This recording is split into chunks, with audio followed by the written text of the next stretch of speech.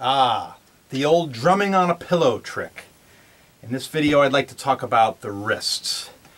You see a lot of stories, a lot of teachers who talk about, a lot of guys who talk about practicing on a pillow, and you say, what's the point of that?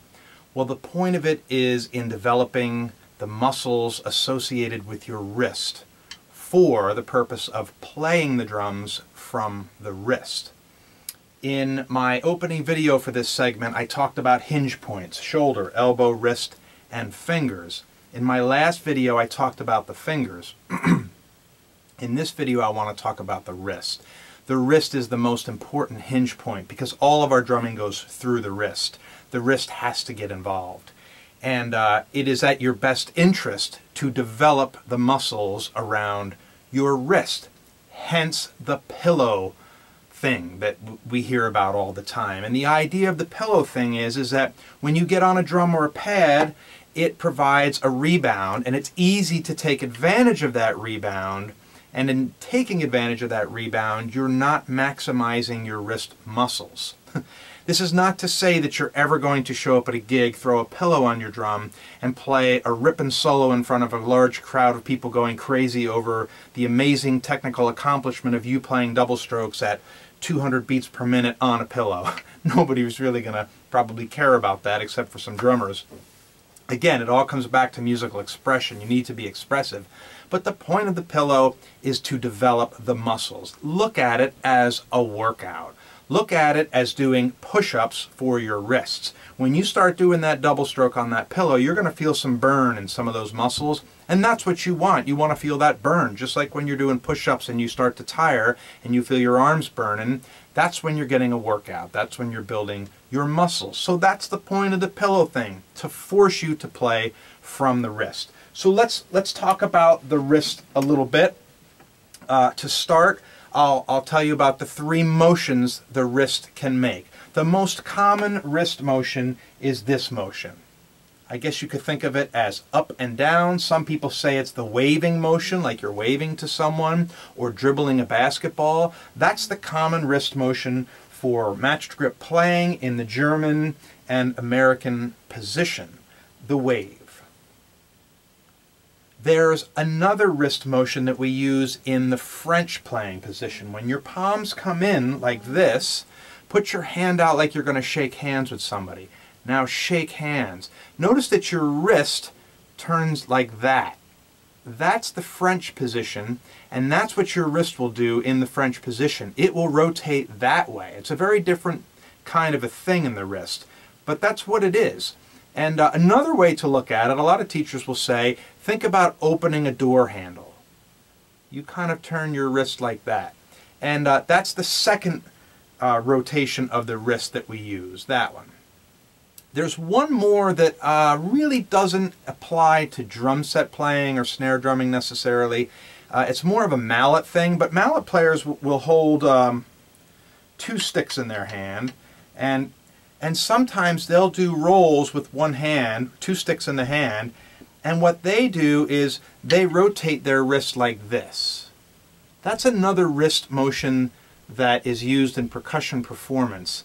I say it's not real common in snare drumming and drum set. However, if you're playing traditional, then you are using that rotation. The traditional grip puts you into the rotation of the wrist. So you have to kind of learn it for that grip if you're playing that grip. I'm teaching the match grip here, so for that purpose, this has not a lot of use for us. However, I will share with you that I actually use that sometimes for showmanship when I'm playing. At the end of our show, our big last note, we're jamming out, we're playing some fills, I'll get the feet going, brrr, kind of a thing, and sometimes I will put my stick between two crash cymbals and use that rotation motion to play two cymbals at once really fast to get a cymbal roll, while with my other hand I might be twirling a stick or raising my arm up in the air, doing something for showmanship only. And again, that's not really a practical purpose for that rotation, but if you want to throw that in and consider it for showmanship, it might be worth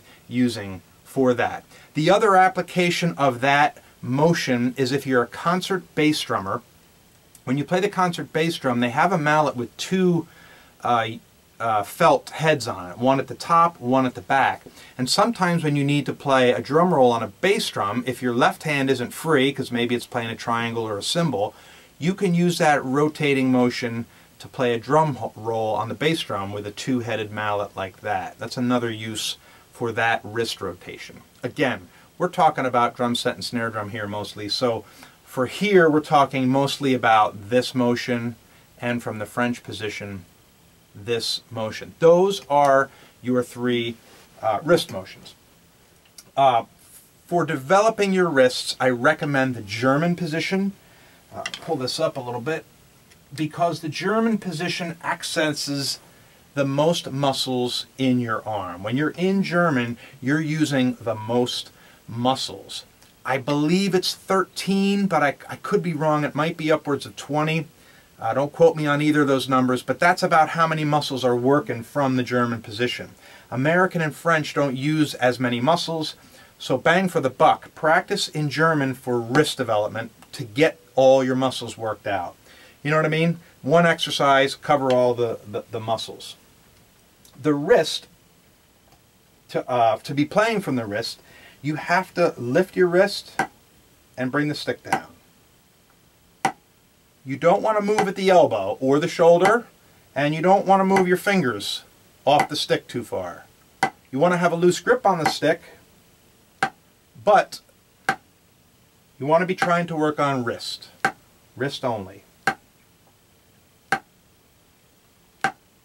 This is the formal style of playing. Formal style of playing is from the wrist. When you're playing on that pillow, it's going to force you to bring the stick back up. Not relying on a bounce. You're going to go down and back up. No bounce. That's old school wrist playing right there. Down and lift the stick back up. Down, lift it up. Down, lift it up.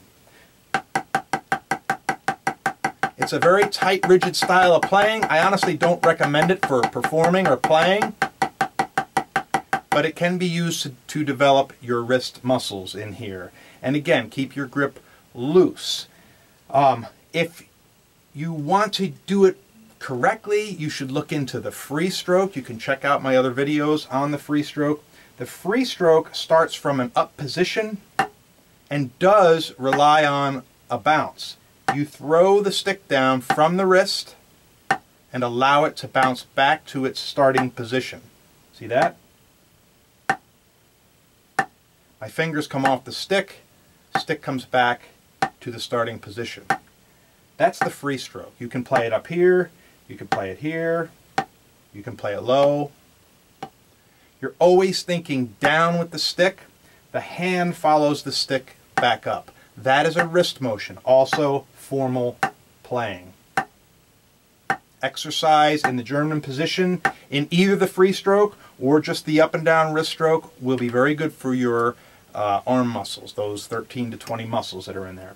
Finally, there's another wrist technique called the Moeller Technique, and the Moeller Technique starts to incorporate the elbow, so it's not something you should really practice yet from the wrist. You can use the Moeller from just the wrist, but to learn the Moeller, you really have to start with the elbow and shoulder a little bit. There's a lot to it, so I won't say a lot about it here, but in the Moeller, what happens with your wrist is it comes up like this. That's the Moeller. The tip of the stick stays down, and it gives us this whip thing that we do in Moeller. And as you can see, my wrist, it's almost like somebody put a string around my wrist and pulls up on it. And the stick is heavy and stays down, and my wrist stays bent like that, and then I snap the stick down. But as you can see, my elbow is involved in this. My elbow helps in the lifting of the stick. So this is not entirely wrist, and I wouldn't recommend at this point in this video practicing Moeller as a wrist exercise. I think if you're going to work on your wrists, you want to focus on just wrists. Just wrist motion. Find some exercises and work on them from the wrist to develop your wrist muscles. Either the free stroke or up and down wrist. Again, the up and down wrist is really not the way to go for speed, but if you build some muscle in here, it will help you play faster when you need to. Also consider the good old pillow trick to work on playing. If you find that you're relying on the bounce, that's a great trick. That is your wrist, the most important part of the hinge points on your arm. Shoulder, elbow, wrist, fingers. That wrist is the most important. Take care of your wrist, and remember, stay loose with your grip, because tight grip means tension. Tension means injury, especially carpal tunnel right there in the wrist. Don't want to see you getting that. Good luck with this. Check out my next video. We'll talk about the elbow and then the shoulder.